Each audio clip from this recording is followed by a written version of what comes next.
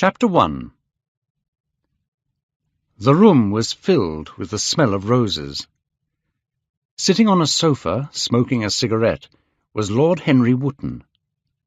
Through the open door came the distant sounds of the London streets. In the centre of the room stood a portrait of an extraordinarily beautiful young man. Sitting a little distance in front of it was the artist himself, Basil Hallward. As the painter looked at the portrait, he smiled. "It is your best work, Basil, the best thing you have ever done," said Lord Henry slowly. "You really must send it next year to the Grosvenor. The Grosvenor is really the only place to exhibit a painting like that." "I don't think I shall send it anywhere," the painter answered, moving his head in that odd way that used to make his friends laugh at him at Oxford University.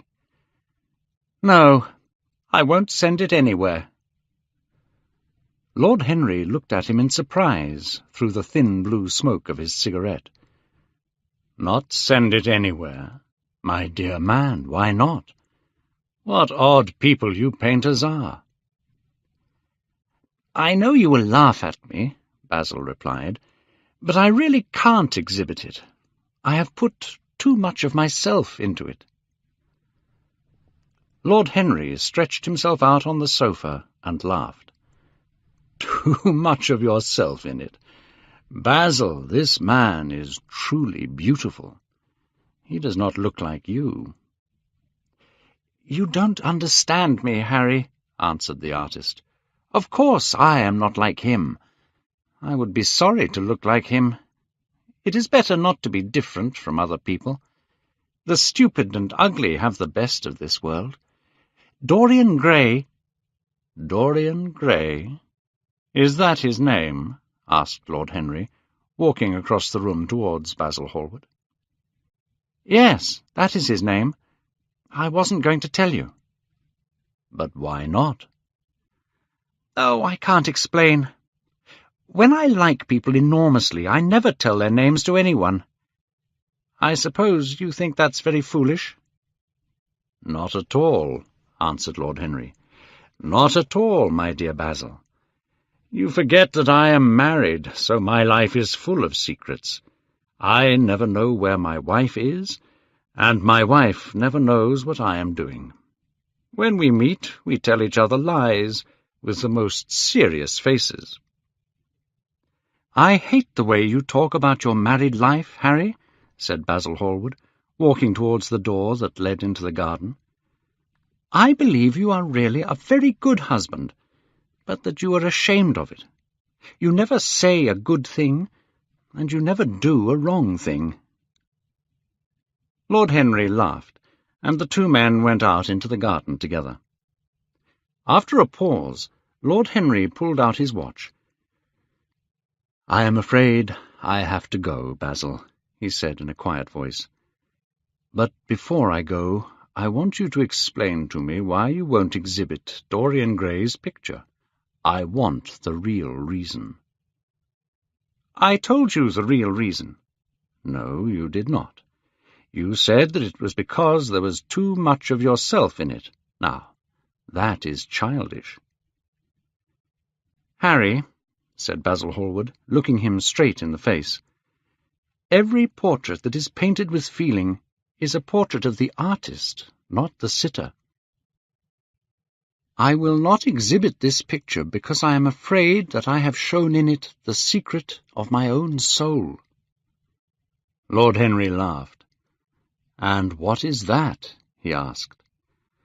"Oh, there is really very little to tell, Harry," answered the painter, "and I don't think you will understand.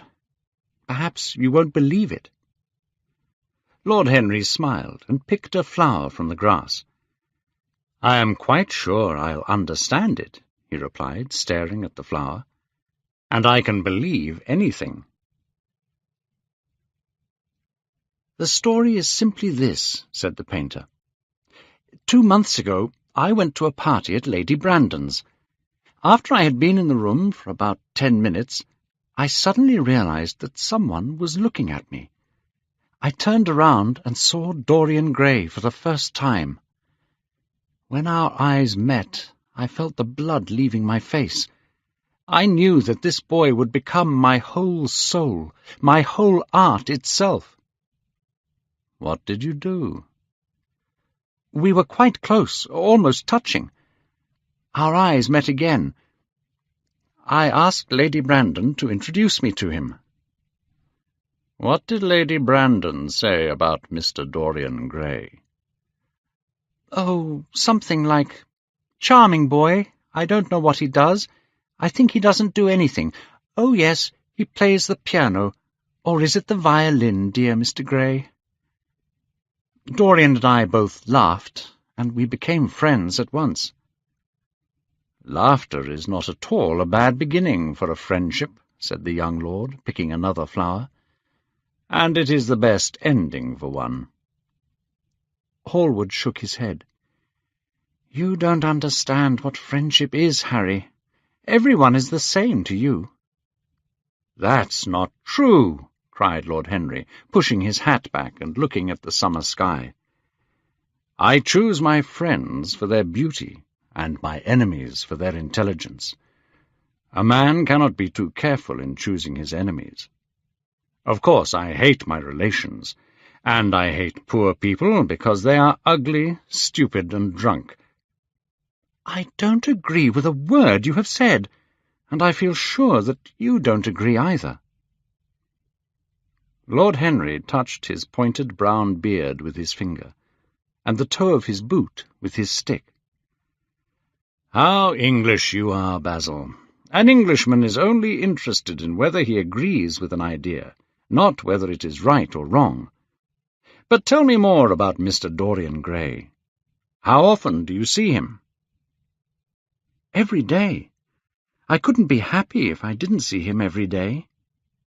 "How extraordinary! I thought you only cared about your art." "He is all my art to me now," said the painter. "I know that the work I have done since I met Dorian Gray is the best work of my life. In some strange way his personality has shown me a new kind of art. He seems like a little boy, though he is really more than 20, and when he is with me I see the world differently." "Basil, this is extraordinary. I must see Dorian Gray." Hallward got up from his seat and walked up and down the garden. After some time he came back. "Harry," he said, "Dorian Gray is the reason for my art. You might see nothing in him. I see everything in him." "Then why won't you exhibit his portrait?" asked Lord Henry. "An artist should paint beautiful things, but he should put nothing of his own life into them. Some day I will show the world what that beauty is. For that reason the world will never see my portrait of Dorian Gray." "I think you are wrong, Basil, but I won't argue with you. Tell me, is Dorian Gray very fond of you?" The painter thought for a few moments. "He likes me," he answered after a pause. "I know he likes me. Of course I flatter him too much, and tell him things that I should not. He is usually very charming to me, and we spend thousands of wonderful hours together. But sometimes he can be horribly thoughtless, and seems to enjoy causing me pain. Then I feel, Harry, that I have given my whole soul to someone who uses it like a flower to put in his coat on a summer's day." "Summer days are long, Basil," said Lord Henry in a quiet voice. "Perhaps you will get bored before he will. Intelligence lives longer than beauty. One day you will look at your friend, and you won't like his colour or something, and then you will begin to think that he has behaved badly towards you." "Harry, don't talk like that. As long as I live, Dorian Gray will be everything to me. You can't feel what I feel. You change too often." "My dear Basil, that is exactly why I can feel it." Lord Henry took a cigarette from his pretty silver box and lit it. Then he turned to Hallward and said, "I have just remembered." "Remembered what, Harry?" "Where I heard the name of Dorian Gray." "Where was it?" asked Hallward with a frown. "Don't look so angry, Basil. It was at my aunt's, Lady Agatha's. She told me that she had discovered this wonderful young man. He was going to help her work with the poor people in the East End of London, and his name was Dorian Gray. Of course, I didn't know it was your friend." "I am very glad you didn't, Harry." "Why?" "I don't want you to meet him." A servant came into the garden. "Mr. Dorian Gray is waiting in the house, sir," he said. "You must introduce me now," cried Lord Henry, laughing. The painter turned to his servant. "Ask Mr. Gray to wait, Parker. I will come in a few moments." Then he looked at Lord Henry. "Dorian Gray is my dearest friend," he said. "He is a beautiful person. Don't spoil him. Don't try and influence him. Your influence would be bad. Don't take away from me the one person who makes me a true artist." "What silly things you say," said Lord Henry. Smiling, he took Hallward by the arm and almost led him into the house.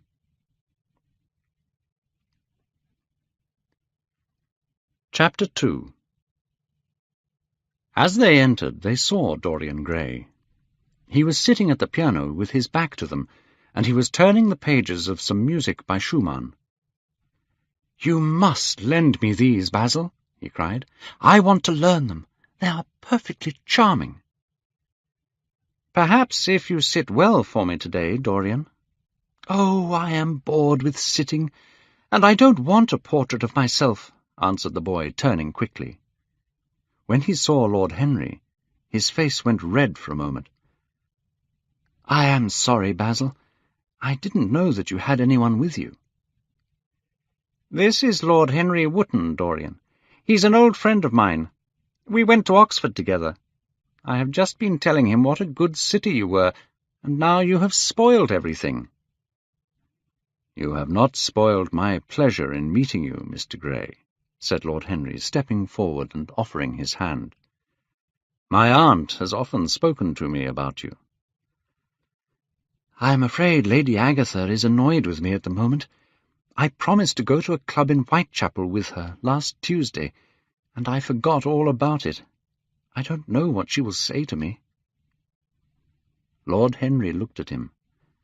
Yes, he was certainly wonderfully handsome, with his curved red lips, honest blue eyes, and gold hair. "Oh, don't worry about my aunt.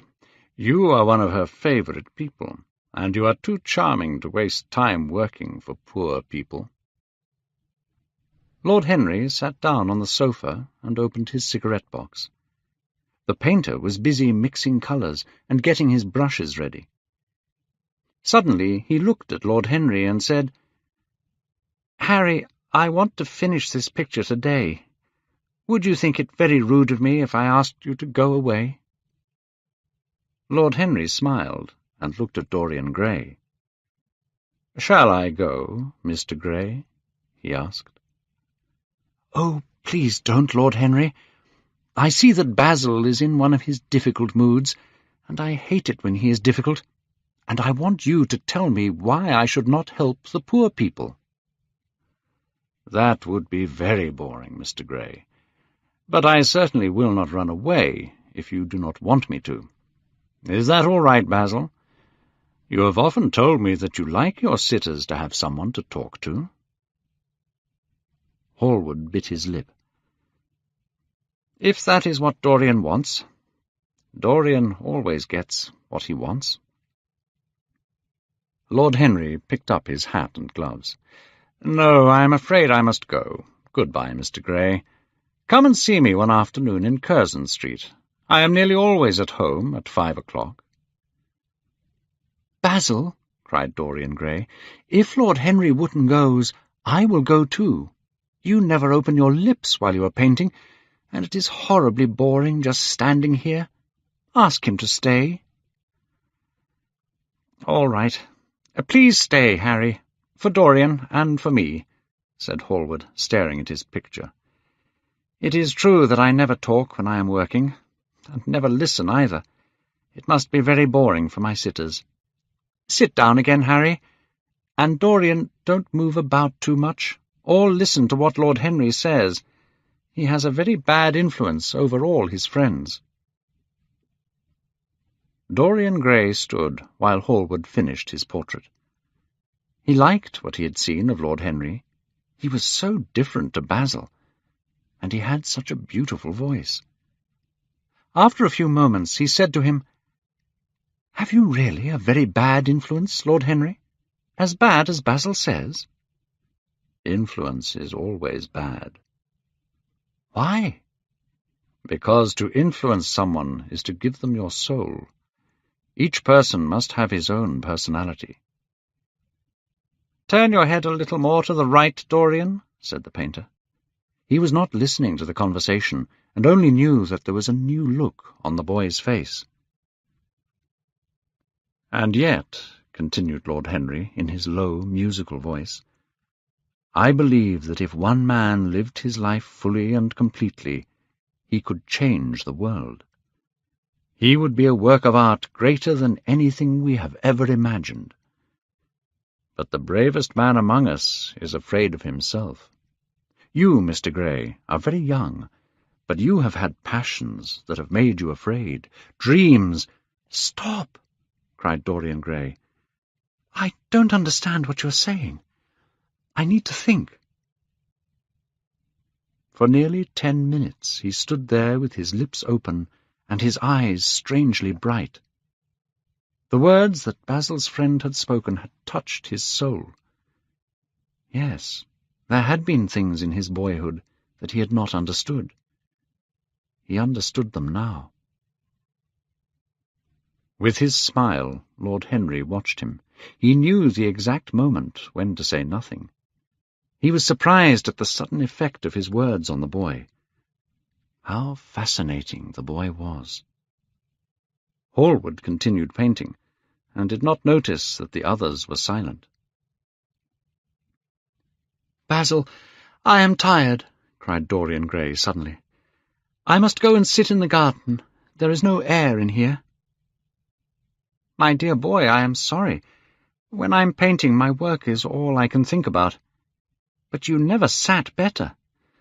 I don't know what Harry has been saying to you, but there is a wonderful bright look in your eyes. I suppose he has been flattering you. You shouldn't believe a word he says." "He has certainly not been flattering me. Perhaps that is why I don't believe anything he has told me." "You know you believe it all," said Lord Henry, looking at him with his dreamy eyes. "I will go out to the garden with you. It's horribly hot in this room." "Don't keep Dorian too long," said the painter. "This is going to be my best painting." Lord Henry went out to the garden and found Dorian Gray holding a flower to his face. He came close to him and put his hand on his shoulder. Dorian Gray frowned and turned away. He liked the tall young man who was standing by him. His dark, romantic face interested him. There was something in his low, musical voice that was fascinating. But he felt a little afraid. Why was this stranger having a strong influence on him like this?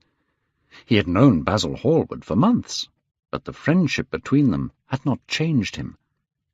Suddenly someone had come into his life and turned it upside down. Someone who seemed to have the key to the mystery of life itself. And yet, what was there to be afraid of? He was not a schoolboy or a girl. It was silly to be afraid. "Let us go and sit out of the sun. I don't want you to be burnt by the sun." "What does that matter?" cried Dorian Gray, laughing as he sat down on the seat at the end of the garden. "It should matter very much to you, Mr. Gray." "Why?" Because you are young, and to be young is the best thing in the world. I don't feel that, Lord Henry. No, you don't feel it now. Some day when you are old and ugly, you will feel it terribly. Now, wherever you go, you charm the world. Will it always be so? You have a wonderfully beautiful face, Mr. Grey. I don't think— Don't frown. It is true. The gods have been good to you. But what the gods give, they quickly take away. You have only a few years in which to really live, perfectly and fully. Live your life now, while you are still young. Suddenly the painter appeared at the door and waved at them to come in. They turned to each other and smiled. "I am waiting," he cried. "Please come in. The light is perfect." They got up and walked towards the house together. "You are glad you have met me, Mr. Grey," said Lord Henry, looking at him. "Yes, I am glad now. I wonder whether I will always be glad." "Always, that is a terrible word. Women are so fond of using it." 20 minutes later, Hallward stopped painting. He stood back and looked at the portrait for a few moments. Then he bent down and signed his name in red paint on the bottom left-hand corner. "It is finished," he cried. Lord Henry came over and examined the picture. It was certainly a wonderful work of art. "My dear man," he said, "it is the best portrait of our time. Mr. Grey, come over and look at yourself." Dorian walked across to look at the painting. When he saw it, his cheeks went red with pleasure. He felt that he recognized his own beauty for the first time. But then he remembered what Lord Henry had said. His beauty would only be there for a few years. One day he would be old and ugly. "Don't you like it?" cried Hallward, not understanding why the boy was silent. "Of course he likes it," said Lord Henry. "It is one of the greatest paintings in modern art. I will pay anything you ask for it. I must have it." "It is not mine to sell, Harry." "Whose is it?" "Dorian's, of course," answered the painter. "He is very lucky." "How sad it is," said Dorian Gray, who was still staring at his own portrait. "I will grow old and horrible, but this painting will always stay young. It will never be older than this day in June. If only it were the other way." "What do you mean?" asked Hallward. "If I could stay young and the picture grow old, for that, I would give everything. Yes, there is nothing in the whole world I would not give. I would give my soul for that." "I don't think you would like that, Basil," cried Lord Henry, laughing. "I certainly would not, Harry," said Hallward. Dorian Gray turned and looked at him. "You like your art better than your friends." The painter stared in surprise. Why was Dorian speaking like that? What had happened? His face was red, and he seemed quite angry. "You will always like this painting. But how long will you like me? Until I start getting old. Lord Henry Wotton is perfectly right. When I lose my beauty, I will lose everything. I shall kill myself before I get old." Hallward turned white and caught his hand. "Dorian, Dorian!" he cried. "Don't talk like that. I have never had a friend like you, and I will never have another. How can you be jealous of a painting? You are more beautiful than any work of art." "I am jealous of everything whose beauty does not die. I am jealous of the portrait you have painted of me. Why should it keep what I must lose?" Hot tears came into his eyes as he threw himself on the sofa. "You did this, Harry. said the painter angrily. Lord Henry shook his head. It is the real Dorian Gray. That is all. Harry, I can't argue with two of my best friends at once. Between you both, you have made me hate the best piece of work I have ever done. I will destroy it. Dorian Gray watched as Hallward walked over to the painting table and picked up a knife. The boy jumped from the sofa, tore the knife from Hallward's hand, and threw it across the room. "Don't, Basil!" he cried. "Don't murder it!" I am glad that you like my work at last, Dorian, said the painter coldly. I never thought you would. Like it? I am in love with it, Basil. It is part of myself. I feel that. What silly people you are, both of you, said Lord Henry. Let's forget about the painting for one night, and go to the theatre. I would like to come to the theatre with you, Lord Henry. And you will come too, won't you, Basil? I can't, said Hallward. I have too much work to do. Well, you and I will go together, Mr. Gray. The painter bit his lip and walked over to the picture.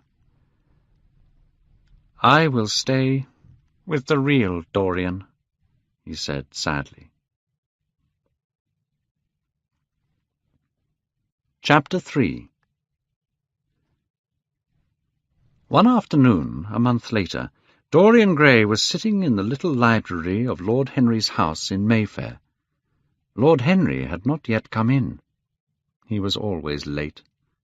Dorian Gray was bored, and once or twice he thought of going away. At last he heard a step outside, and the door opened. "How late you are, Harry," he said. "I am afraid it is not Harry, Mr. Gray. It is only his wife." He looked around quickly and got to his feet. "I am sorry. I thought—" "I know you quite well by your photographs. I think my husband has got 17 of them." 17, Lady Henry? Well, 18 then. And I saw you with him the other night at the theatre. But here is Harry." Lord Henry smiled at them both. "So sorry I am late, Dorian." "I am afraid I must go," said Lady Harry.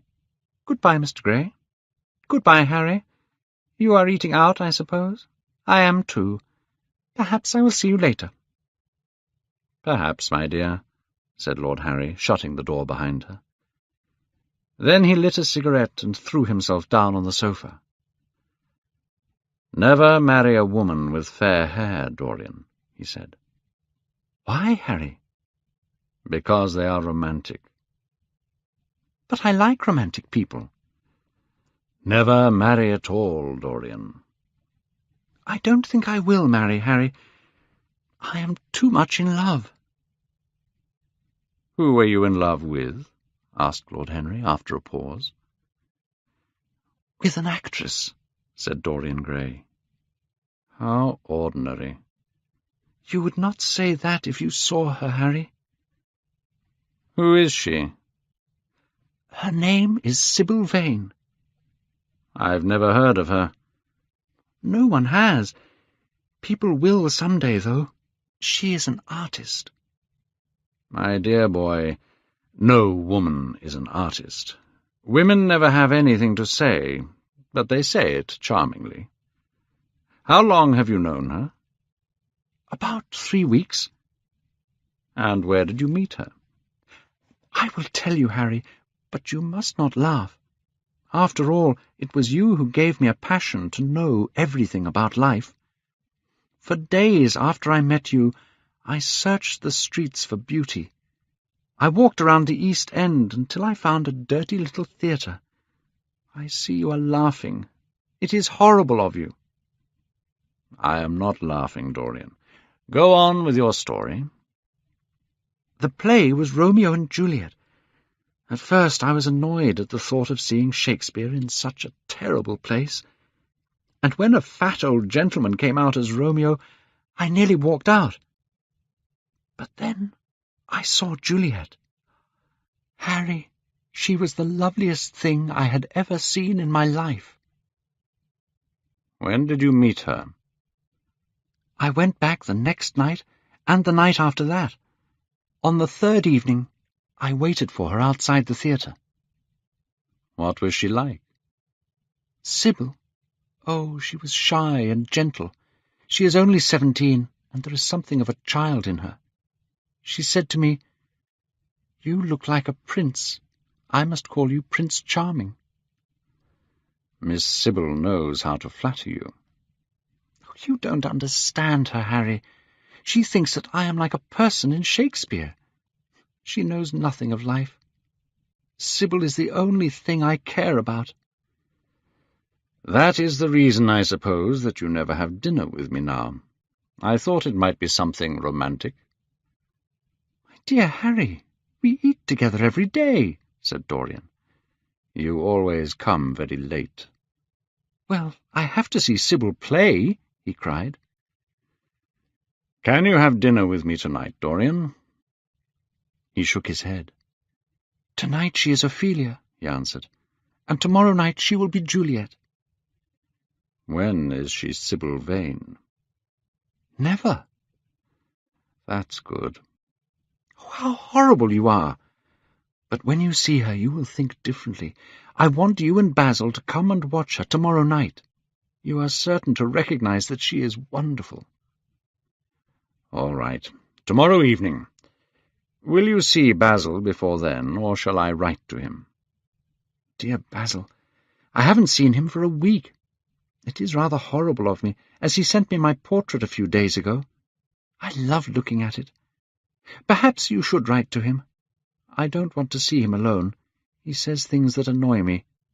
He gives me good advice. Lord Henry smiled. People are very fond of giving away advice they need themselves. Oh, Basil is a good man, but I don't think he really understands about art and beauty. Since I have known you, Harry, I have discovered that. Basil, my dear boy, puts everything that is charming in him into his work. I must go now, Harry. My Juliet is waiting for me. Don't forget about tomorrow. Goodbye. As Dorian left the room, Lord Henry began to think about what he had just learnt. Certainly few people had ever interested him so much as Dorian Gray. Yet the mad worship of this actress did not make him annoyed or jealous. He was pleased by it. It made the boy more interesting to study. Later that night, when he arrived home from dinner, Lord Henry saw a telegram on the table near the door. He opened it and read that Dorian Gray was going to marry Sybil Vane. Chapter 4. "I suppose you have heard the news, Basil," said Lord Henry the following evening. They were in the dining-room of the Bristol Hotel. "No, Harry," answered the artist, giving his hat and coat to the waiter. "What is it?" "Dorian Gray is going to be married," said Lord Henry, watching him as he spoke. Hallward frowned. "Dorian going to be married?" he cried. "Impossible." "It is perfectly true." "To whom?" "To some little actress." "But it would be absurd for him to marry someone like that." "If you want to make him marry this girl, tell him that, Basil. He is sure to do it then. Whenever a man does a completely stupid thing, it is always for a good reason." "I hope this girl is good, Harry." "Oh, she is better than good. She is beautiful," said Lord Henry. "Dorian says that she is beautiful, and he is not often wrong about these things. Your portrait has helped him understand beauty in others. We are to see her tonight, if that boy doesn't forget." "But how can Dorian marry an actress, Harry? It is absurd," cried the painter, walking up and down the room, biting his lip. Dorian Gray falls in love with a beautiful actress who plays Juliet.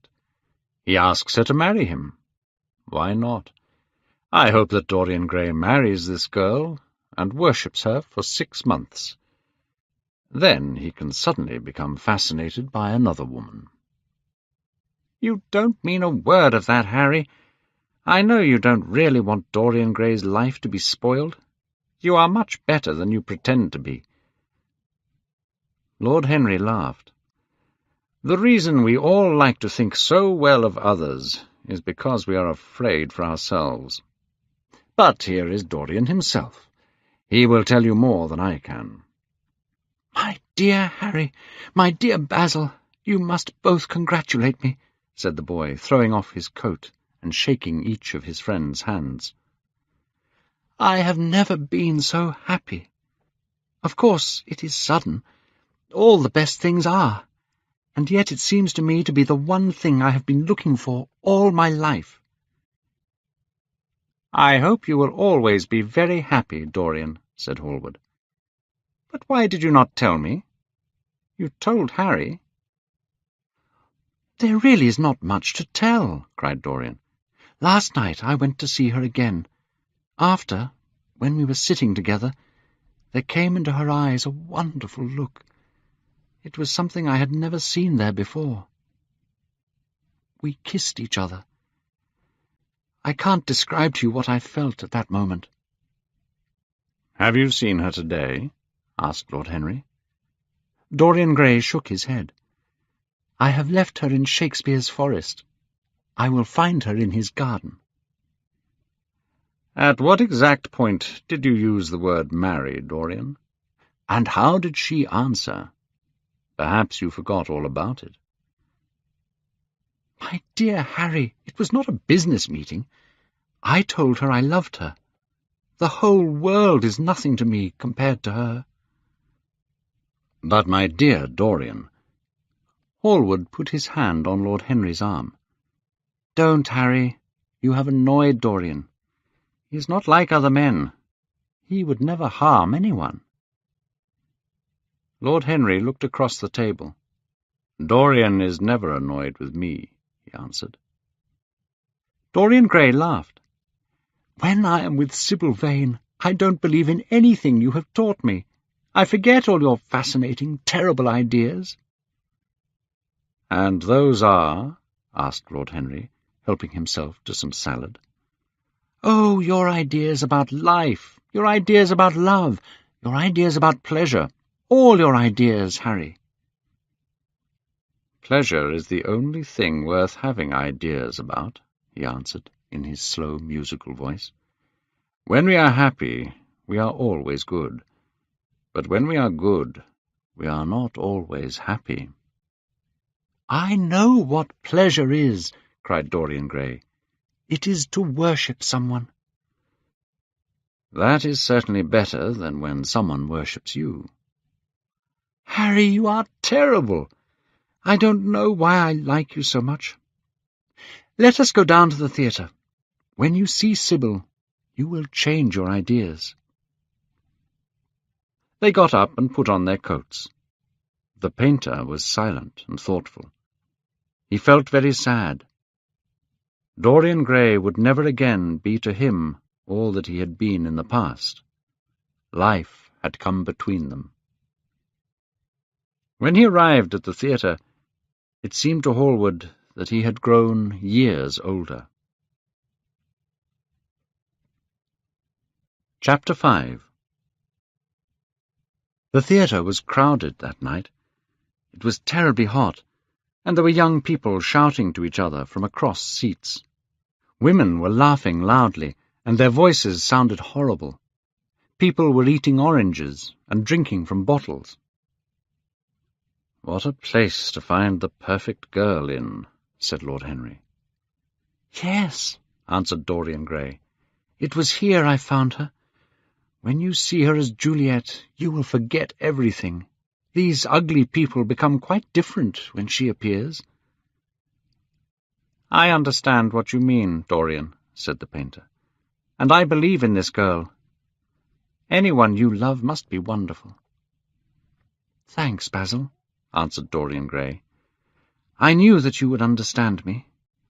In a few minutes you will see the girl who I am going to give my life to, the girl who I have given everything that is good in me." Then Sybil appeared. The crowd shouted and called her name. Yes, she was certainly lovely to look at, Lord Henry thought. Basil Hallward jumped to his feet excitedly. Dorian Gray sat staring at her like he was in a dream. "Charming, charming!" cried Lord Henry. A quarter of an hour later, Lord Henry whispered to Hallward, "She is one of the loveliest girls I have ever seen, but she is a terrible actress." Dorian Gray's face turned white as he watched her speak. She was so different tonight. Now she was not Juliet, but a very bad actress who did not understand Shakespeare's words. Even the crowd became bored and began to talk loudly. The only person who did not seem to notice was the actress herself. Lord Henry got up from his chair and put on his coat. "She is beautiful, Dorian," he said, "but she can't act. Let's go." "I am going to stay until the end," answered the boy in a cold voice. "I am awfully sorry that I have made you waste an evening, Harry. I apologize to you both." "My dear Dorian, perhaps Miss Vane is ill," said Hallward. "We will come some other night." "Come to the club with Basil and myself. We will smoke cigarettes and drink to the beauty of Sybil Vane. She is beautiful. What more do you want?" "Go away, Harry," cried the boy. "I want to be alone. Can't you see my heart is breaking?" Hot tears came to his eyes as Lord Henry and Hallward left the theatre. When it was over, Dorian Gray rushed to see Sybil Vane. The girl was standing there alone, with a look of extraordinary happiness on her face. "How badly I acted tonight, Dorian," she cried. "Horribly," he answered, staring at her. "It was terrible. Are you ill? Why did you make me suffer like that?" The girl smiled.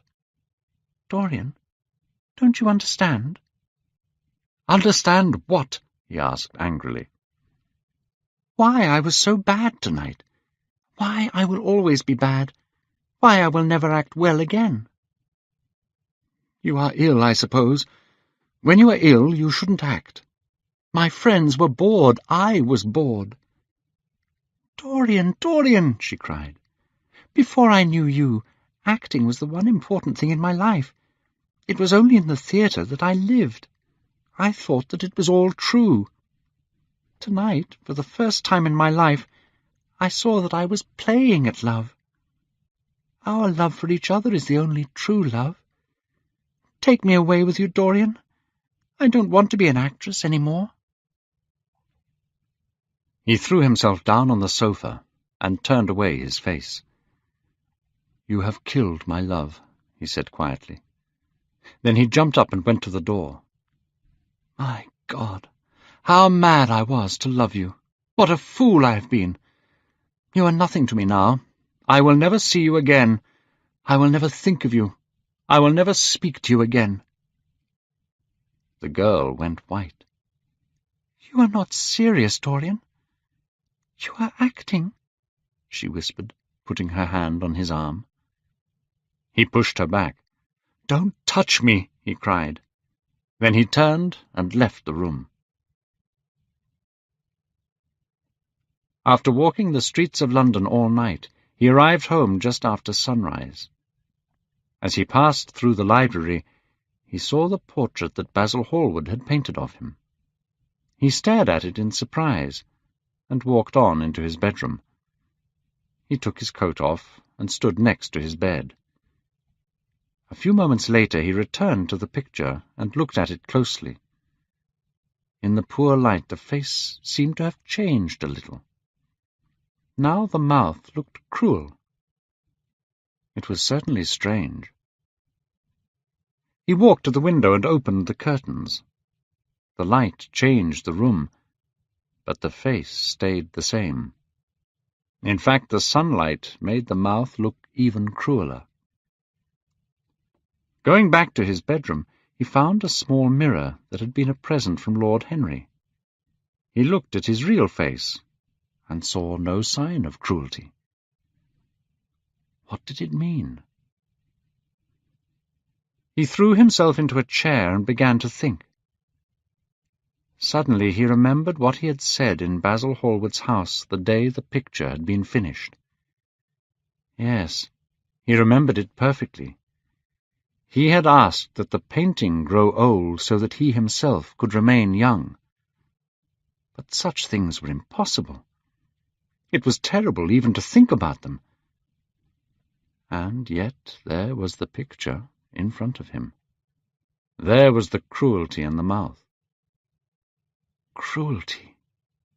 Had he been cruel? No, why think about Sybil Vane? She was nothing to him now. But the picture, what was he to say of that? It held the secret of his life, and told his story. It had taught him to love his own beauty. Would it teach him to hate his own soul? Would he ever look at it again? He would save himself. He would not see Lord Henry again. He would go back to Sybil Vane, marry her, and try to love her again. She had suffered more than he had. Poor child. He had been selfish and cruel to her. They would be happy together. His life with her would be beautiful and pure. He got up from his chair and covered the portrait. How horrible, he said to himself, and he walked across to the window and opened it. When he stepped out onto the grass, he took a deep breath. He thought only of Sybil. The birds that were singing in the garden seemed to be telling the flowers about her.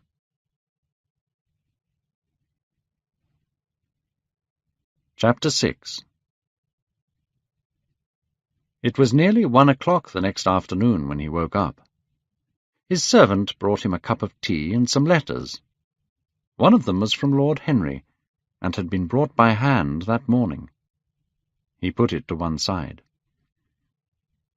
He went into the library for breakfast, feeling perfectly happy. Then he saw the open window and the covered portrait. Was it all true, or had it just been a dream? But he remembered that cruel mouth so clearly. Dorian Gray sent his servant away and locked all the doors. Then he pulled the cover off the painting and saw himself face to face. It was true. The portrait had changed. For hours he did not know what to do or think. Finally he went over to the table and wrote a passionate letter to the girl he had loved. He asked her to forgive him for the terrible things he had said to her. Suddenly he heard a knock on the door, and he heard Lord Henry's voice outside. "My dear boy, I must see you. Let me in at once." He made no answer, but remained quite still. The knocking continued and grew louder. Yes, it was better to let Lord Henry in. He would explain to him the new life he was going to lead. He jumped up, covered the picture, and opened the door. "I am sorry about it all, Dorian," said Lord Henry as he entered. "But you must not think too much about it." "Do you mean about Sybil Vane?" asked the boy. "Yes, of course," answered Lord Henry, sitting down and slowly pulling off his yellow gloves. "It is terrible, but you are not to blame. Tell me, did you go behind and see her after it was over?" "Yes." "I felt sure that you had. Did you have an argument?" "I was cruel, Harry, terribly cruel. But it is all right now. I am not sorry for anything that has happened. It has taught me to know myself better. Oh, Dorian, I am so glad that you see it that way. I want to be good, Harry. I don't want my soul to be ugly. I am going to marry Sybil Vane. Marry Sybil Vane? Cried Lord Henry, standing up and staring at him in surprise. But, my dear Dorian— Yes, Harry, I know what you are going to say. Something horrible about getting married. Don't say it. Sybil will be my wife. Your wife? Dorian, didn't you get my letter? I wrote to you this morning. Your letter? Oh, yes, I remember. I have not read it yet, Harry. You know nothing yet, then? What do you mean? Lord Henry walked across the room and sat down next to Dorian Gray. Taking both his hands in his own, he held them. "Dorian," he said, "my letter was to tell you that Sybil Vane is dead." A cry of pain came from the boy's lips, and he jumped to his feet. Dead!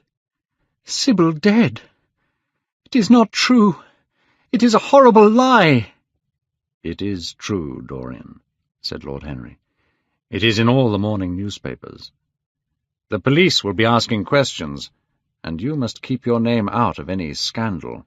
Things like that make a man fashionable in Paris, but in London they are a disaster for any gentleman. I suppose they don't know your name at the theatre? If they don't, it is all right. Did anyone see you going round to her room?"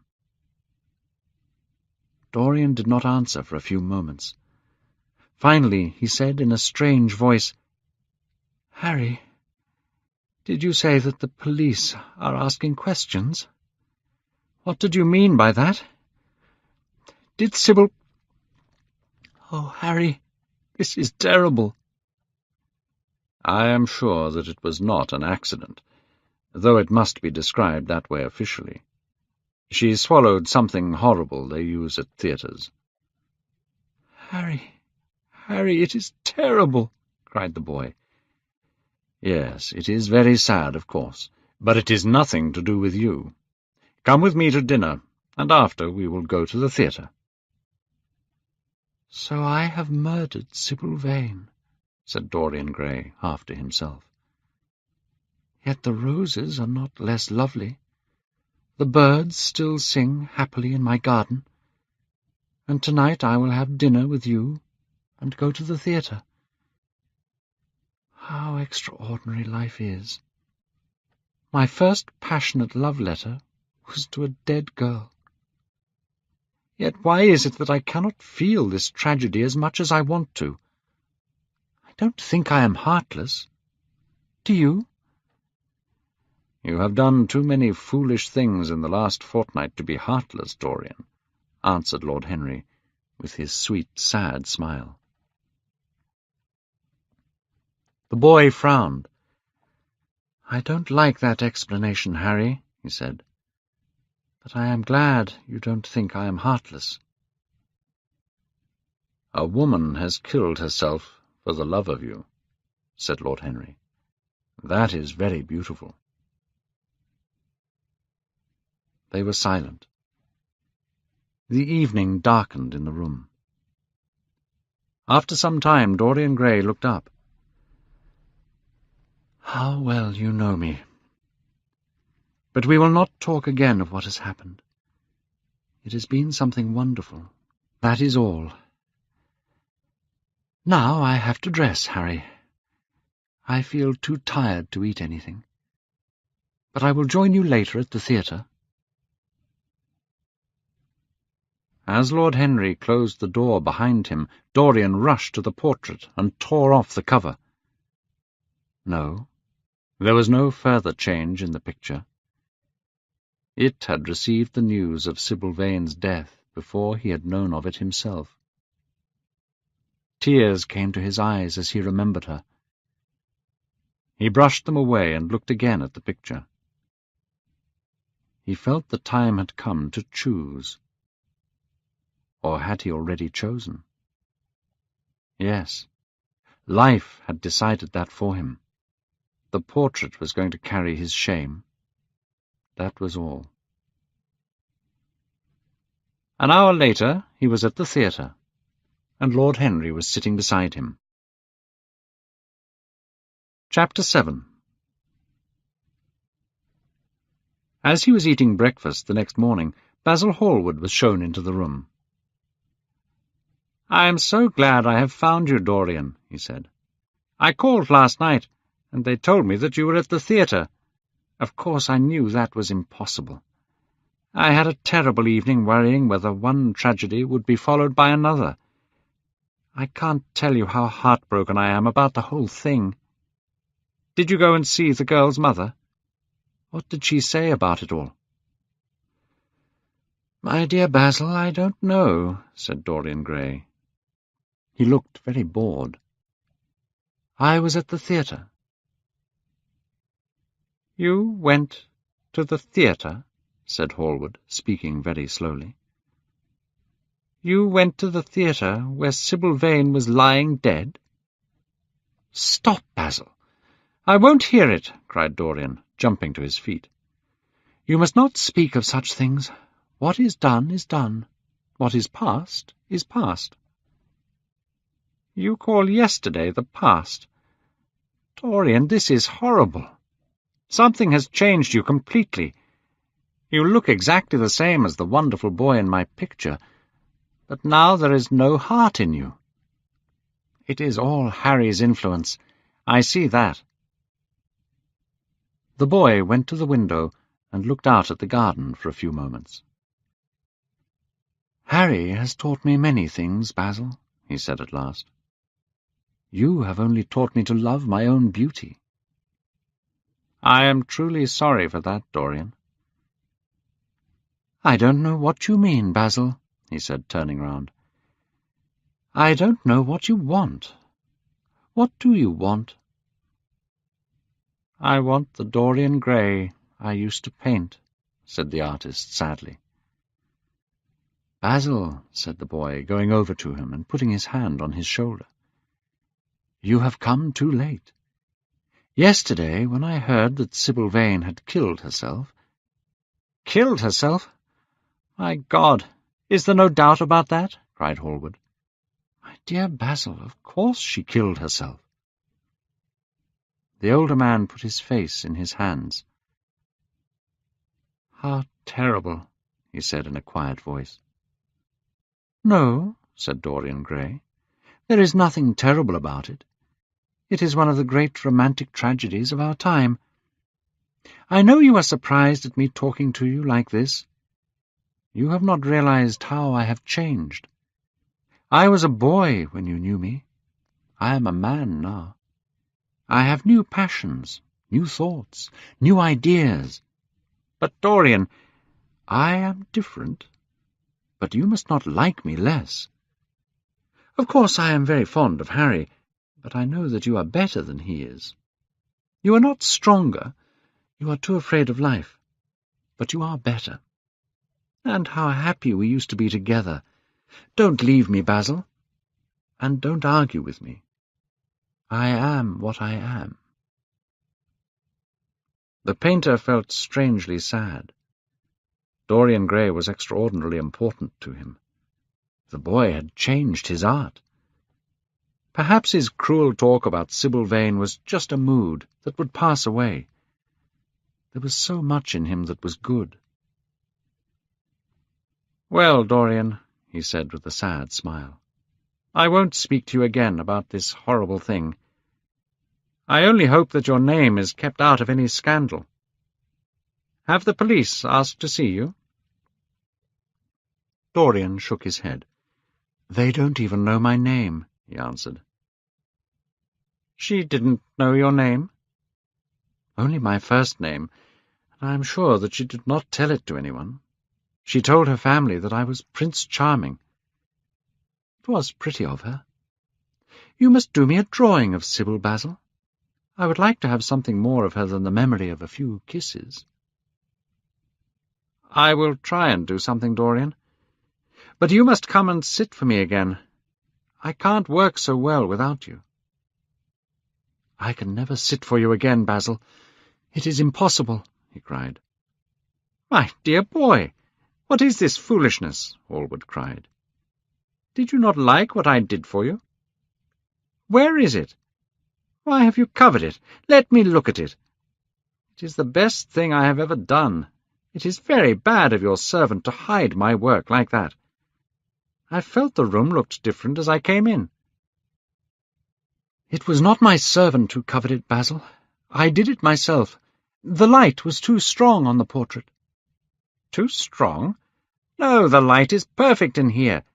Let me see it." And Hallward walked towards the corner of the room.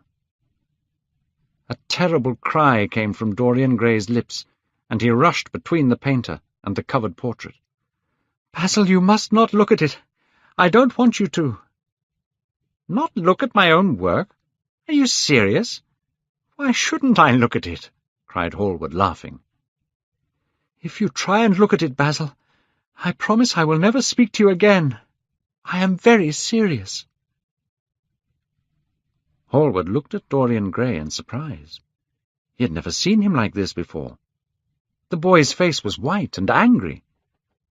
"Dorian, don't speak." "But what is the matter? Of course I won't look at it if you don't want me to," he said coldly, walking over to the window. "But it seems rather absurd that I cannot see my own work when I am going to exhibit it in Paris in the autumn." "To exhibit it? You want to exhibit it?" cried Dorian Gray. A terrible fear was building inside him. Was the world going to see his secret? Were people going to stare at the mystery of his life? That was impossible. "Yes, Georges Petit is going to exhibit all my best pictures in October. Don't worry, it is only for 1 month." Dorian Gray passed his hand across his face. It felt hot and wet. He felt that he was about to face horrible danger. "You told me a month ago that you would never exhibit it," he cried. "Why have you changed your mind?" He stopped suddenly, and a cruel look came into his eyes. He had remembered something Lord Henry had said to him. "Ask Basil why he won't exhibit your picture. He told me once, and it is a very strange story." Yes, perhaps Basil, too, had his secret. He would ask him and try. "Basil," he said, coming over quite close and looking him straight in the face, "we all have secrets. What was your reason for not wanting to exhibit my picture?" "Dorian, if I told you, you might like me less than you do now, and you would certainly laugh at me. If you don't want me ever to look at your picture again, I won't. I have always you to look at. Your friendship is more important to me than exhibiting a painting." "No, Basil. You must tell me," said Dorian Gray. His feeling of fear had passed away. Now he just wanted to find out Basil Hallward's mystery. "Dorian," said the painter, who did not look happy, "have you ever noticed something in the picture? Something strange?" "Basil!" cried the boy, staring at him with wild eyes. "I see you did. Dorian, from the moment I met you, your personality had the most extraordinary influence over me. I worshipped you. I was jealous of everyone you spoke to. I wanted to have you all to myself. I was only happy when I was with you. When you were away from me, you were still there, in my art." "Basil—" "No, don't speak. I must tell you now what I did not tell you then. That I decided to paint a wonderful portrait of you. I put all my feelings for you into that picture. I felt, Dorian, that I had told too much. I had put too much of myself into it. So I decided never to exhibit the portrait. I told Harry, and he laughed. When the picture was finished and I sat alone with it, I felt that I was right. Later I thought that perhaps I was being foolish, and when this Paris offer came— but I see now that the picture cannot be shown." Dorian Gray breathed deeply. The colour came back to his cheeks, and a smile crossed his lips. The danger was over, and he was safe for a while. What a sad story Basil had told. Would he ever be so influenced by the personality of a friend? Lord Henry had the charm of being very dangerous, but that was all. "It is extraordinary to me, Dorian," said Hallward, "that you saw this in the portrait." "I saw something in it," he answered. "Something that seemed to me very strange." "Well, you don't mind me looking at the thing now?" Dorian shook his head. "You must not ask me that, Basil. I cannot let you stand in front of that picture." "You will one day, won't you?" "Never." "Well, perhaps you are right. And now, goodbye, Dorian. You have been the one person in my life who has really influenced my art. But you don't know what it cost me to tell you all that I have told you." "My dear Basil," said Dorian, "what have you told me? Only that you worshipped me too much. That is not even flattery." "It was not meant as flattery. And now that I have told you, something seems to have gone out of me. Perhaps you should never put what you worship into words." "You mustn't talk about worship. It is foolish. You and I are friends, Basil, and we will always be friends." "You have got Harry," said the painter sadly.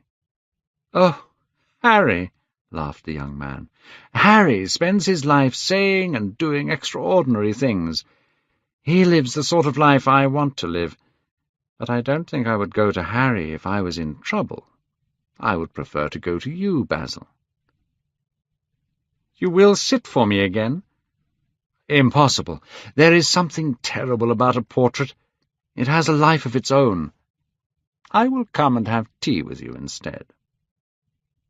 "Well, goodbye then.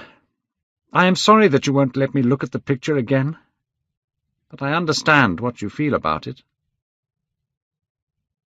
As he left the room, Dorian Gray smiled to himself. Poor Basil!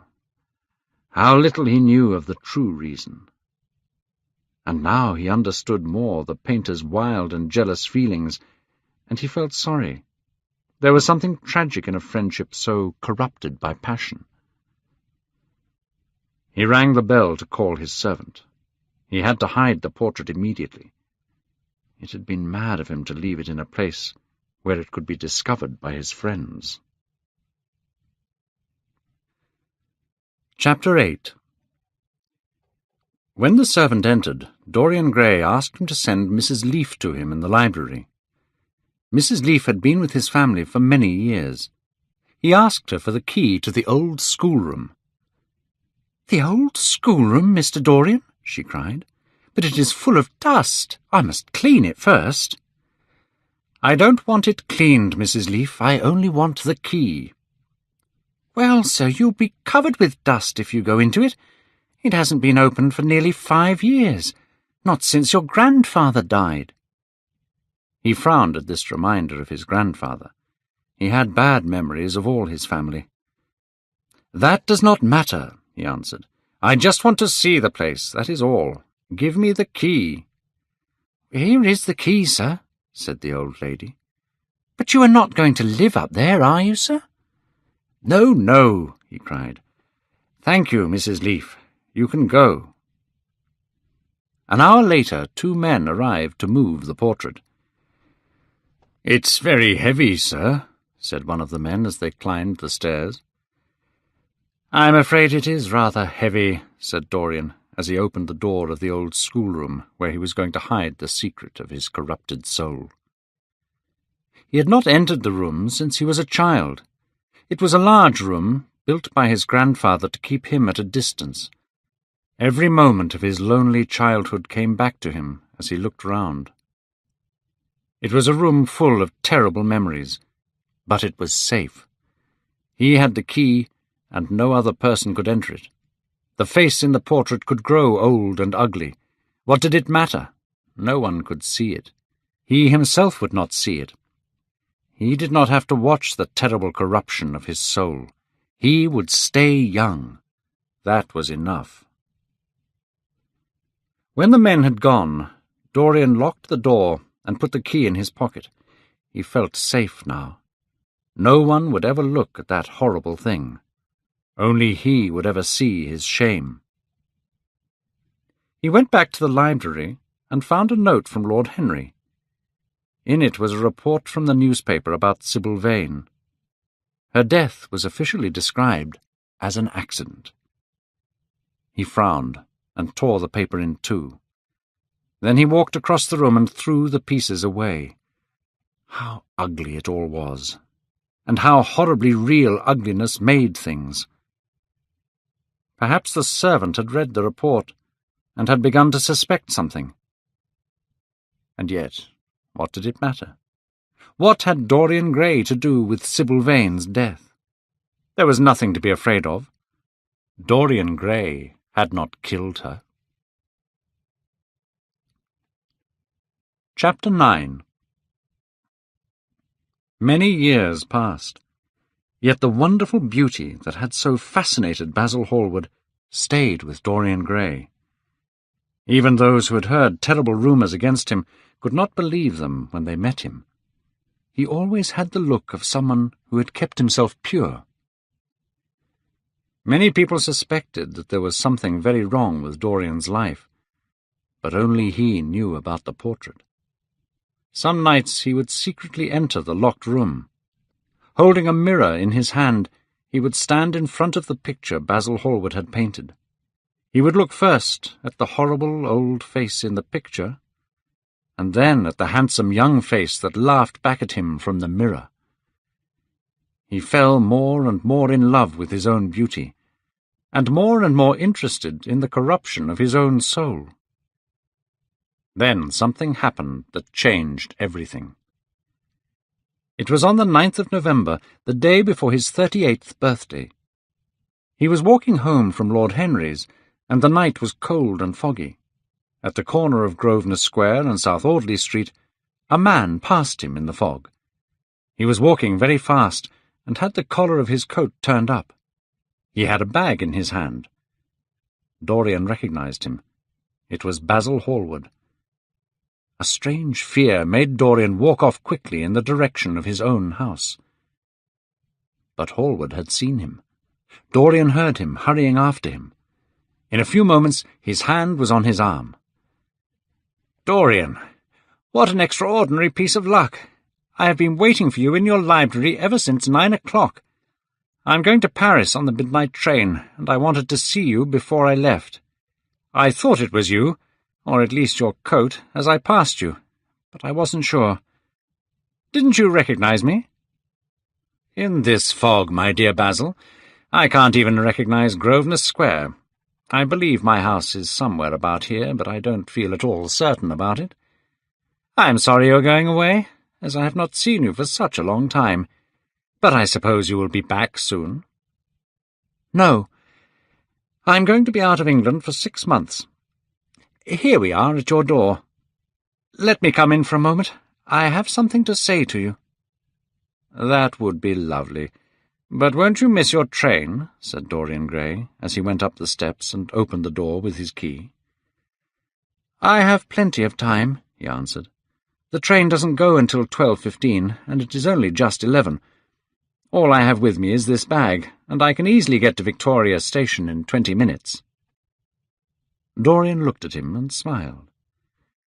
"Come in, or the fog will get into my house." Hallward followed Dorian into the library. There was a bright wood fire on one side of the room, and 2 lamps on the other. "Would you like a drink?" asked Dorian. "No, thanks, I won't have anything more," said the painter, taking his hat and coat off. "And now, my dear Dorian, I want to speak to you seriously. Don't frown like that.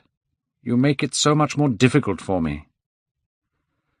"What is it all about?" cried Dorian, throwing himself down on the sofa. "I hope it is not about myself. I am tired of myself tonight. I would prefer to be somebody different." "It is about yourself," answered Hallward in his deep voice, "and I must say it to you."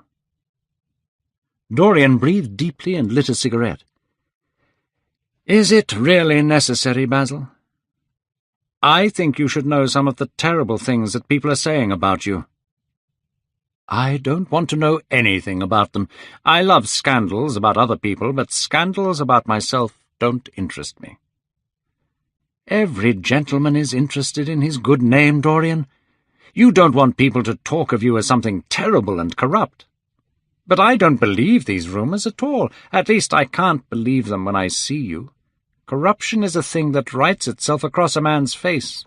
It cannot be hidden." "My dear Basil, and yet I rarely see you now, and you never come to my house. When I hear all the terrible things people are whispering about you, I don't know what to say. Why have so many of your friends killed themselves? Young men from good families like Adrian Singleton, and that poor young soldier." "Stop, Basil. You are talking about things of which you know nothing," said Dorian. "I know how people talk in England. This is a country where people have two faces. They whisper rumours about people like myself, and then do much worse things when others are not looking." "Dorian," cried Hallward, "that is not the question. I know England is bad, but that's the reason I want you to be a good influence on your friends. Instead, you have lost all belief in goodness and honesty. You have filled those poor young men with a madness for pleasure." Dorian smiled. "How can you smile like that? I only want you to have a clean name. You have a wonderful influence. Let it be for good. Yet I wonder whether I know you. But I can't answer that question. I would need to see your soul." "To see my soul?" cried Dorian Gray. He jumped up from the sofa, turning almost white with fear. "Yes," answered Hallward. There was a deep sadness in his voice. "To see your soul. But only God can do that." A bitter laugh came from the lips of the younger man. "You will see it yourself tonight," he cried, picking up a lamp from the table. "Come. It is your own work. Why shouldn't you look at it? You can tell the world all about it after, if you want. Nobody will believe you. If they do believe you, they will like me better for it. Come, I tell you. You have talked enough about corruption. Now you will see it face to face." There was madness in every word he said. He felt a terrible delight that someone was going to share his secret. The man who had painted the portrait was going to share his shame. The painter would suffer for the rest of his life with the memory of what he had done. "Yes," he continued, coming closer to him, "I will show you my soul. You will see what you think only God can see." Hallward jumped back. "You cannot say things like that, Dorian," he cried. "They are horrible, and they don't mean anything." "You think so?" he laughed again. "I know so, Dorian. You have to tell me—" "Don't touch me. Finish what you have to say." The painter felt extraordinarily sad. He walked over to the fire and stood there. "I am waiting, Basil," said the young man in a hard, clear voice. He turned round. "What I have to say is this," he cried. "You must give me some answer to the horrible things people are saying against you. Tell me that they are not true, Dorian. Can't you see what I am going through? My God! Don't tell me that you are bad and corrupt and shameful." Dorian Gray smiled. "Come upstairs, Basil," he said quietly. "I keep a diary of my life from day to day. I will show it to you if you come up with me." "I will come with you, Dorian, if you wish it. I see I have missed my train. It does not matter, I can go tomorrow. But don't ask me to read anything tonight. All I want is a simple answer to my question." I will give it to you upstairs. I could not give it to you here. You will not have to read for long. Chapter 10. He passed out of the room and began climbing the stairs. Basil Hallward followed close behind. They walked softly, as people always do at night. The lamp made strange shadows on the wall and stairs. When they reached the top, Dorian put the lamp down on the floor. He took the key out of his pocket and turned it in the lock. "You really want to know, Basil?" he asked in a low voice. "Yes." "I am delighted," he answered, smiling. Then he added, "You are the one man in the world I want to know everything about me. You have influenced my life more than you think." Taking up the lamp, he opened the door and went in. Cold air passed between them. "Shut the door behind you," he whispered, as he placed the lamp on the table. Hallward looked around the room in surprise. The room had clearly not been lived in for years. The whole place was covered with dust, and there were holes in the carpet. A mouse ran across the floor. "So you think that it is only God who sees the soul, Basil. Take the cover off the portrait, and you will see mine." The voice that spoke was cold and cruel. "You are mad, Dorian," said Hallward, frowning. "You won't take the cover off? Then I will do it myself," said the young man, throwing the old purple curtain to the ground. A cry of fear came from the painter's lips when he saw the face in the portrait. It was Dorian Gray's face he was looking at, and it still had some of that wonderful beauty, but now there were terrible signs of age and corruption. But who had done it? He held the lamp up to the picture. In the left-hand corner was his name, painted in red. What had happened? He had never done that. Still, it was his own picture. He knew it, and it made his blood turn to ice. His own picture. What did it mean? Why had it changed? He turned and looked at Dorian Gray with the eyes of a sick man. The young man was standing near the wall watching him. He had taken the flower out of his coat and was smelling it. "What does this mean?" cried Hallward at last. His own voice sounded high and strange. "Years ago, when I was a boy," said Dorian Gray, closing his hand on the flower, "you met me and flattered me. You taught me to love my beauty. One day you introduced me to a friend of yours. He explained to me how wonderful it was to be young. You finished a portrait of me that showed me how wonderful it was to be beautiful.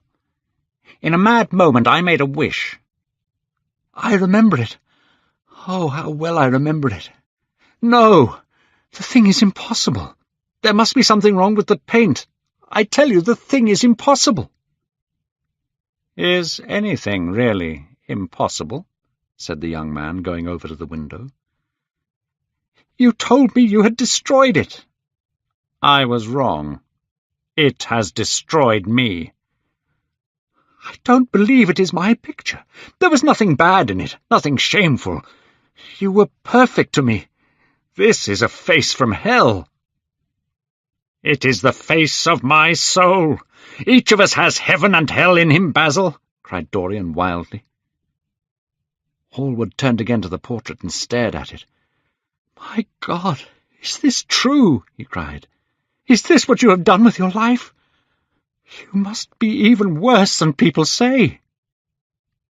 Hallward threw himself into the chair by the table and put his face in his hands. The lamp fell to the floor and went out. "Good God, Dorian, what an awful lesson! What an awful lesson!" There was no answer, but he could hear the young man crying at the window. "We must ask God for forgiveness. I worshipped you too much. I am punished for it. You worshipped yourself too much. We are both punished." Dorian Gray turned slowly around and looked at him. There were tears in his eyes. "It is too late, Basil," he said. "But don't you see that hellish thing staring at us?" Dorian Gray looked at the picture. Suddenly he felt that he hated Basil Hallward. He hated the man sitting at the table more than he hated anything in his life. He looked wildly around. Something shone on top of the painted cupboard that faced him. It was a knife he had left there some days before. He moved slowly towards it, passing Hallward as he did so. He took the knife in his hand and turned around. Hallward moved in his chair. He rushed at him and stuck the knife into his neck again and again. He threw the knife down on the table and stood back. He could hear nothing but the sound of blood falling onto the carpet. He opened the door and went out onto the stairs. The house was completely quiet. No one was there. How quickly it had all been done! Feeling strangely calm, he walked over to the window and opened it. The wind had blown the fog away and the sky was clear. He looked down and saw a policeman walking down the street. He was shining a lamp in all the houses. Closing the window, he went back into the room. He did not look at the murdered man. He felt that the secret of the whole thing was not to think about it at all. The friend who had painted the terrible portrait had gone out of his life. That was enough. He picked up the lamp and walked out of the room, locking the door behind him. As he walked down the stairs, he thought that he heard what sounded like cries of pain. He stopped several times and waited. No. Everything was still. When he reached the library, he saw the bag and coat in the corner. They must be hidden away somewhere. He unlocked a secret cupboard and threw them in. He could easily burn them later. Then he pulled out his watch. It was 20 minutes to 2. He sat down and began to think. Basil Hallward had left the house at 11. No one had seen him come in again.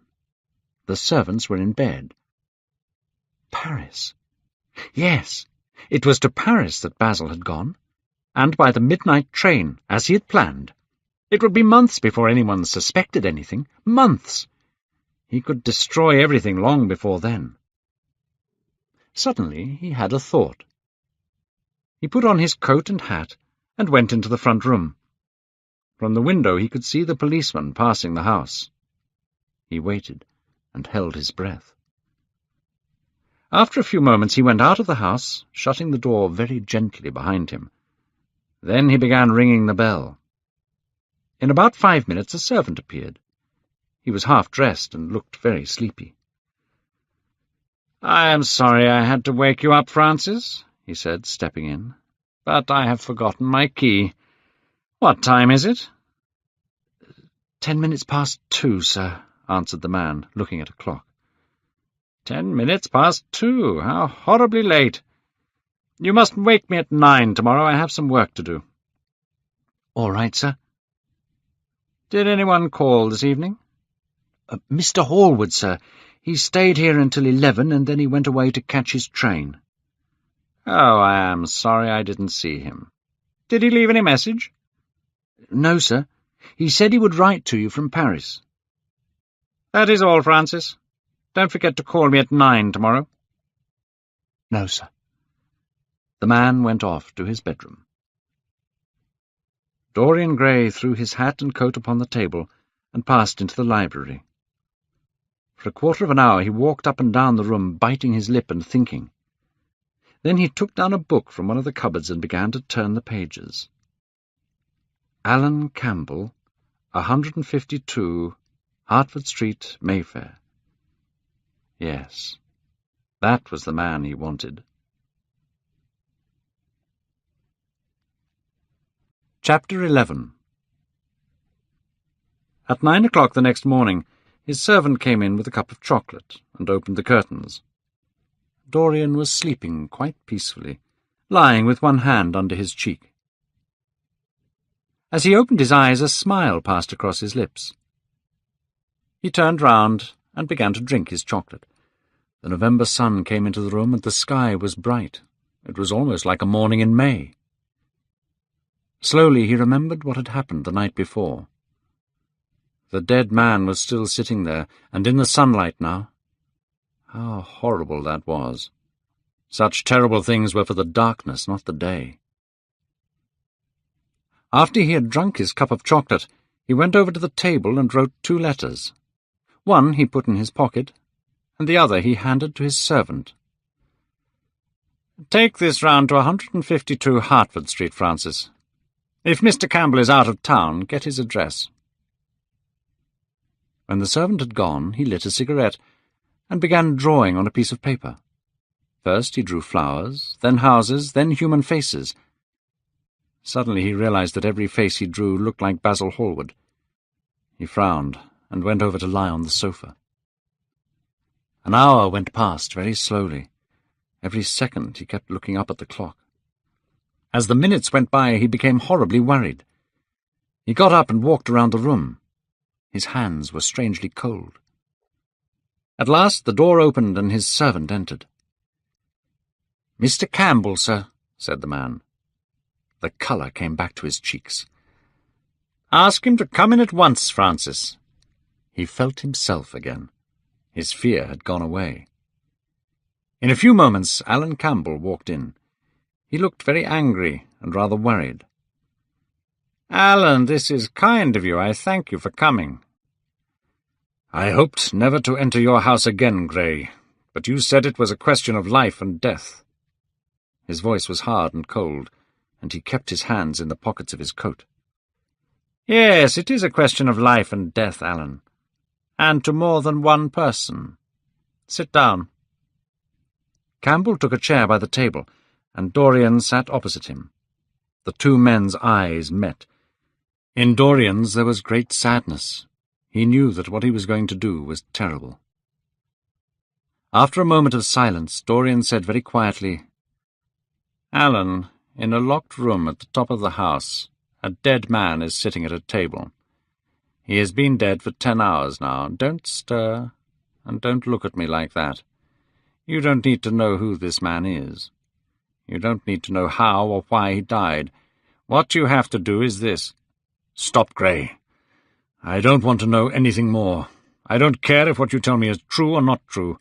I don't want any part in your life. Keep your horrible secrets to yourself. They don't interest me any more." "Alan, they will have to interest you." "I am awfully sorry for you, Alan, but I can't help myself. You are the one man who can save me. Alan, you are a scientist. You know about chemistry and things of that kind. What you have got to do is to destroy the thing that is upstairs." "You are mad, Dorian. I will have nothing to do with this." "He killed himself, Alan." "I am glad of that. But who made him do it? You, I suppose." "Do you still refuse to do this for me?" "Of course I refuse. You have come to the wrong man. Go to some of your friends. Don't come to me." "Alan, it was murder. I killed him. You don't know what he made me suffer." "Murder? Good God, Dorian! Is that what you have come to? I will have nothing to do with it." "You must have something to do with it. Don't ask any more questions. I have told you too much already. But you must do this. We were friends once, Alan." "Don't speak of those days, Dorian. They are dead." "They will hang me for this, Alan. Don't you understand? They will kill me for what I have done." Campbell got up to leave. "I will not have anything to do with this." "You refuse?" "Yes." The same look of sadness came into Dorian Gray's eyes. Then he took a piece of paper and wrote something on it. He read it over and pushed it across the table. Then he got up and went over to the window. Campbell looked at him in surprise and picked up the paper. As he read it, his face went white, and he fell back in his chair. After 2 or 3 minutes without speaking, Dorian came and stood next to him. "I am very sorry for you, Alan," he said, putting his hand on his shoulder. "But there is no other way. I have a letter written already. Here it is. You see the address. If you don't help me, I will send it. You know what will happen. But you are going to help me. It is impossible for you to refuse now." Campbell put his face in his hands. "The thing is quite simple, Alan. It has to be done. Face it and do it." A terrible sound came from Campbell's lips. "Come, Alan, you must decide now." Alan paused for a moment. "Is there a fire in the room upstairs?" "Yes, there is a gas fire." "I must go home and get some things." "No, Alan, you must not leave the house. Write out what you want, and my servant will get the things for you." It was nearly 2 o'clock when the servant returned with an enormous wooden box filled with the things Campbell had asked for. "You can have the rest of the day to yourself, Francis." "Thank you, sir." When the servant had left, the two men carried the box up the stairs. Dorian took out the key and turned it in the lock. Then he stopped, and Campbell saw that his eyes were full of tears. "I don't think I can go in, Alan," he said. "I don't need you," said Campbell coldly. Dorian half opened the door. As he did so, he saw the face of the portrait staring in the sunlight. He remembered that the night before he had forgotten to cover the picture. He was about to rush forward when he saw something that made him jump back. There was blood on one of the hands in the portrait. How horrible it was! He hurried into the room, trying not to look at the dead man. Picking the curtain off the floor, he threw it over the picture. Then he rushed out of the room and down the stairs. It was long after 7 when Campbell came back into the library. He was quiet and white in the face, but very calm. "I have done what you asked me to do," he said. "And now goodbye. Let us never see each other again." "You have saved me, Alan. I cannot forget that," said Dorian simply. When Campbell had left, he went upstairs. There was a horrible smell in the room, but the thing that had been sitting at the table was gone. Chapter 12. "Don't tell me that you are going to be good," cried Lord Henry. "You're quite perfect. Don't change." Dorian Gray shook his head. "No, Harry. I have done too many terrible things in my life. I am not going to do any more. But tell me, what is happening here in London? I have been out of the country for more than a month." "People are still discussing poor Basil's disappearance." "Are they not bored with that yet?" said Dorian, pouring out some wine and frowning. "My dear boy, they have only been talking about it for 6 weeks. The British only need one subject of conversation every 3 months. They have been very lucky recently, though. First there was the scandal of my wife leaving me, and then Alan Campbell killed himself. Now there is the mysterious disappearance of an artist. The British police are saying that Basil did take the midnight train on the 9th of November, but the French police are sure that he never arrived in Paris at all." "What do you think has happened to Basil?" asked Dorian, holding up his wine against the light. "I have no idea. If Basil wants to hide himself, it is no business of mine. If he is dead, I don't want to think about him. Death is the only thing that ever frightens me. I hate it." "Why?" said the younger man in a tired voice. "Because," said Lord Henry, "it is the only thing that is final. Let us have our coffee in the music-room, Dorian. You must play Chopin to me. The man who ran away with my wife played Chopin beautifully. Poor Victoria. I was very fond of her. The house is quite lonely without her." Dorian said nothing, but went into the next room and sat at the piano. After the coffee had been brought in, he stopped playing. "Harry," he said, looking over at Lord Henry, "do you think Basil was murdered?" Lord Henry yawned. "Everyone liked Basil. Who would want to murder him? He was not clever enough to have enemies. Of course he was a wonderful painter, but a man can paint like Velasquez, and yet still be rather boring. Basil was really rather boring. The only thing that interested me about him was that he worshipped you." "I was very fond of Basil," said Dorian sadly. "But don't people say he was murdered?" "Oh, some newspapers do. But I don't think it is likely. I know there are awful places in Paris, but Basil was not the sort of man to go to them." "What would you say, Harry, if I told you that I had murdered Basil?" said the younger man. He watched him carefully after he had spoken. "No, Dorian, you would not murder anyone. It is ordinary people who murder. It is their way of finding the extraordinary pleasure that art gives us." "A way of finding the extraordinary pleasure? Do you think that a man who has murdered could do it again? Don't tell me that." "Oh, anything becomes a pleasure if you do it too often," cried Lord Henry, laughing. "That is one of the most important secrets of life. I believe, though, that murder is always a mistake. One should never do anything one cannot talk about after dinner.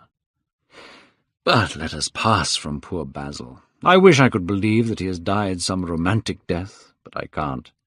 He probably fell into the Seine off a bus. I can see him now lying on his back in the dirty green water.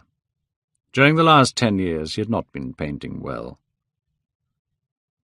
Lord Henry walked across the room and touched the head of a strange grey bird that he kept in the music-room. Then he turned to face Dorian. "Yes," he continued, taking his handkerchief out of his pocket. "His painting seemed to me to have lost something. When you and he stopped being great friends, he stopped being a great artist. What was it that separated you? I suppose he bored you. If so, he never forgave you. By the way, what happened to that wonderful portrait he did of you? I don't think I've ever seen it since he finished it." "I told you years ago that it was stolen." "Oh, I remember. You never got it back? What a shame. It really was wonderful. I remember I wanted to buy it. I wish I had it now." "I never really liked it," said Dorian. "I am sorry I sat for it. The memory of the thing is hateful to me."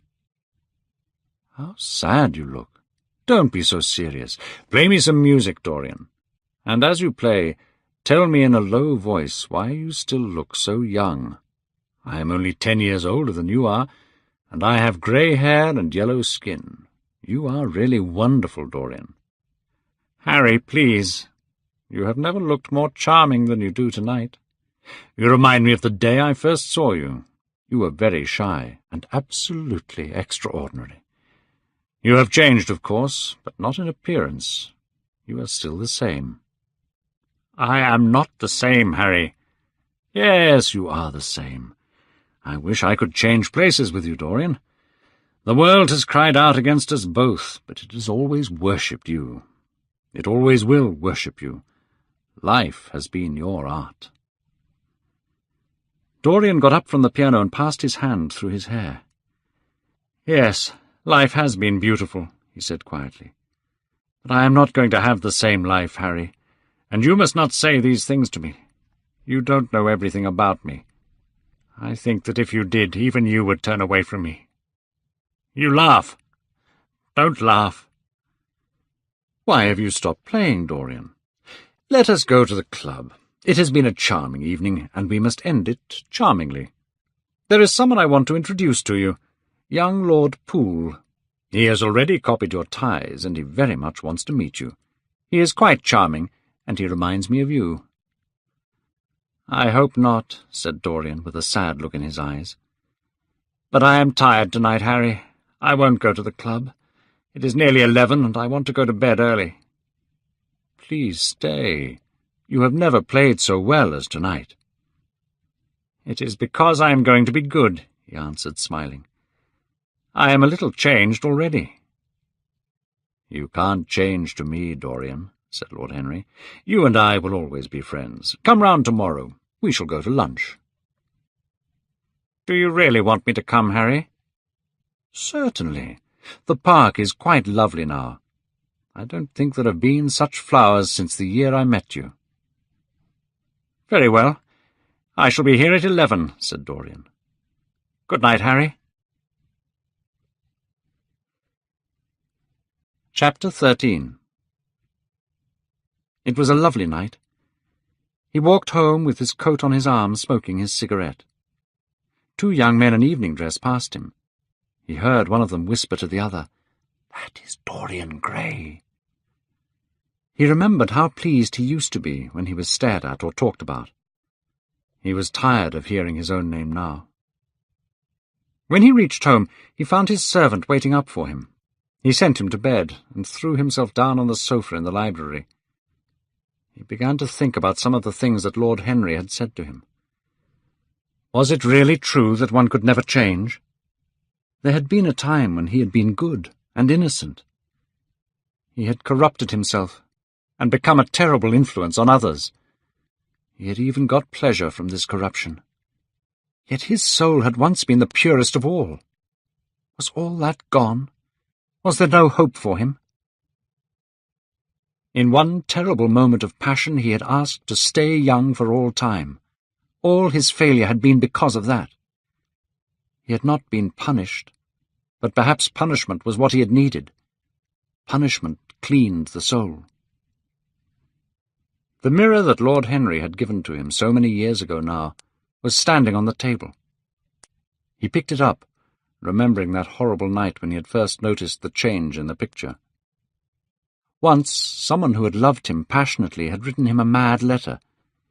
It had ended with these words, "The world is changed because you are made of gold." He repeated them to himself and suddenly realized that he hated his own beauty. Throwing the mirror on the floor, he broke the glass into little pieces with his foot. It was his beauty that had spoiled him. It was better not to think of the past. Nothing could change that. He had to think of his future. Alan Campbell had shot himself one night, and his terrible secret had died with him. The interest in Basil Hallward's disappearance would soon pass away. He was perfectly safe there. What worried him was the death of his own soul. Basil had painted the portrait that had destroyed his life. He could not forgive him that. It was the portrait that had done everything. The murder had just been the madness of the moment. As for Alan Campbell, he had killed himself. It was nothing to do with Dorian Gray. A new life. That was what he wanted. That was what he was waiting for. Perhaps it had begun already. He would never again spoil innocence. He would be good. He began to wonder if the portrait in the locked room had changed. Was it still as horrible as it had been? Perhaps if his life became pure, the face in the portrait would become beautiful again. He would go and look. He took the lamp from the table and went upstairs. As he opened the door, a smile of happiness passed across his young face. Yes, he would be good, and the ugly thing he had locked away would not frighten him any more. He felt happier already. He went in quietly, locking the door behind him. Walking straight over to the portrait, he took off the purple curtain that was covering it. An angry cry of pain came from him. He could see no change. The thing was still hateful, more hateful even than before.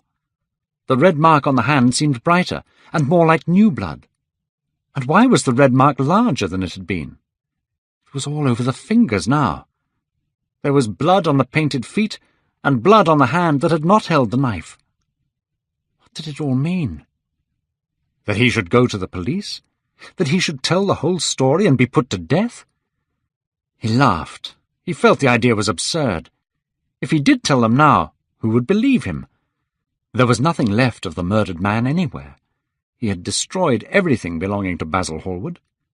He himself had burnt the bag and the coat. They would simply say he was mad. Was this murder to follow him all his life? Was he always going to suffer because of his past? Yet what could he do? Go to the police? Never. There was only one thing they could use against him, and that was the picture itself. He would destroy it. Why had he kept it so long? Once it had given him pleasure to watch it changing and growing old. Recently he had felt no such pleasure. It had kept him awake at night. When he had been away, he had been frightened that another person would see it. Just the memory of it spoiled many moments of happiness. He would destroy it. He looked around and saw the knife that had killed Basil Hallward. He had cleaned it many times, until there was no mark left on it. It was bright, and it shone. It had killed the painter. Now it would kill the painter's work, and all that it meant. It would kill the past. When that was dead, he would be free. He picked up the knife and pushed it into the picture. There was a cry and a crash. The cry was so horrible that frightened servants woke and came out of their rooms. Two gentlemen who were passing in the square below stopped and looked up at the great house. They hurried on until they met a policeman and brought him back. The policeman rang the bell several times, but there was no answer. Except for a light in one of the top windows, the house was all dark. After a time he went away and stood in the garden of the next house and watched. "Whose house is that?" asked the older of the two gentlemen. "Mr. Dorian Gray's, sir," answered the policeman. They looked at each other as they walked away and laughed cruelly. They knew who Dorian Gray was. Inside the house the servants were talking in low whispers to each other. Old Mrs. Leaf was crying. Francis was as white as death. After about a quarter of an hour they went fearfully upstairs. They knocked, but there was no reply. They called out. Everything was still. They tried the door. It was locked. Finally they got on the roof and came into the room through the window. When they entered the room, they found a portrait hanging on the wall. It showed Mr. Dorian Gray as they had last seen him, young and beautiful. Lying on the floor was a dead man in evening dress. He had a knife in his heart. He was old and horribly ugly. It was not until they saw his rings that they recognized who the man was.